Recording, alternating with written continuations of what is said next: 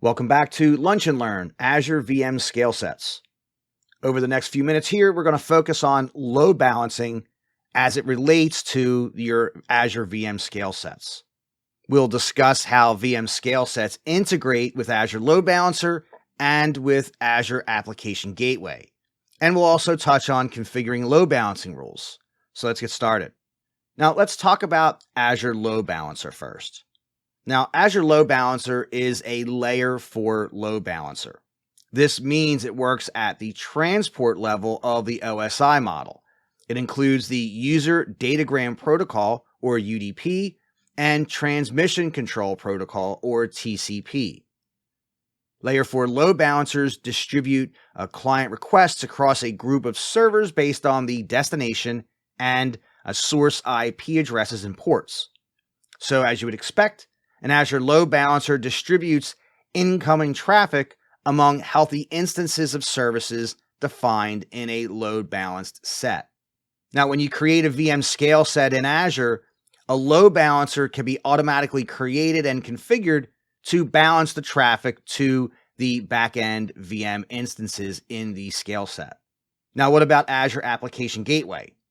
Now, this is a more advanced Layer 7 load balancer. Unlike Layer 4 load balancers, a Layer 7 load balancer operates at the application level of the OSI model. It uses protocols like HTTP and SMTP to make decisions based on the actual content of each message it receives. The application gateway provides features like SSL termination, cookie-based session affinity, and even URL-based routing. It's particularly useful when you have a more complex load balancing requirement that goes beyond simple Layer 4 distribution. So how exactly do VM scale sets integrate with these load balancers? Well, VM scale sets are inherently designed to work seamlessly with both the Azure Load Balancer and the Azure Application Gateway. When you create a VM scale set, you choose to associate it with a specific load balancer or gateway. Then Azure really takes care of the rest. Now, if you're going to use Azure Load Balancer, you're going to need to configure load balancing rules that govern how specifically the load balancing is going to work. To do this, you navigate to the load balancing rules section for the load balancer that's created, and then you add a new rule. You'll specify parameters like the protocol, the port, and the backend pool. If you're using Azure Application Gateway, you'll configure the rules under the routing rules section where you can set up different routing options. So as we wrap up here, keep in mind the role of load balancing in Azure VM scale sets. Remember that Azure Load Balancer operates at Layer 4 and focuses on the transport level to distribute incoming traffic among healthy backend instances.